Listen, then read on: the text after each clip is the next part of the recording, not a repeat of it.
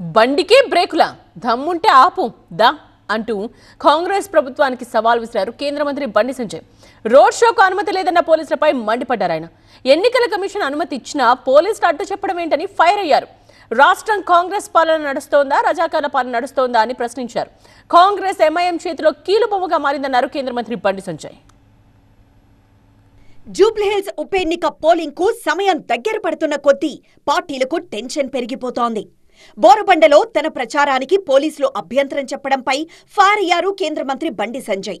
Road షోకు అనుమతి కోరలేదన్న పోలీసుల వాదనను ఖండించారు. ఆధారాలను సోషల్ మీడియాలో పోస్ట్ చేశారు. పంజాగుట్ట ఏసీపీపై ఎన్నికల సంఘానికి ఫిర్యాదు చేశారు. తెలంగాణలో రేవంత్ పాలన నడుస్తోందా లేక రజాకార్ పార్టీ ఎంఐఎం పాలన నడుస్తోందా అని ప్రశ్నించారు బండి సంజయ్. దారుస్సలాం నుంచి పోలీసు వ్యవస్థ పనిచేస్తోందని ఫైర్ అయ్యారు. బోరబండలో బీజేపీ దమ్మేంటో చూపిస్తామన్నారు బండి సంజయ్. తన ప్రచారాన్ని ఎవరు అడ్డుకుంటారో చూస్తానన్నారు.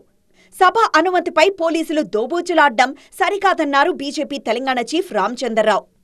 ఓటమి భయంతోనే కాంగ్రెస్ ప్రభుత్వం బీజేపీ సభలు సమావేశాలకు అడ్డుపడుతోందన్నారు కేంద్ర మంత్రి కిషన్ రెడ్డి.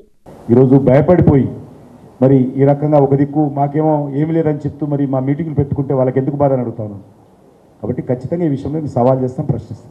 ఆఖరికి బండి సంజయ్ ప్రచారానికి పోలీసులు కూడా అనుమతించారు. సభా ప్రాంగణంలో కేంద్ర బలగాలు మోహరించాయి. సభకు బీజేపీ శ్రేణులు భారీగా తరలివచ్చాయి.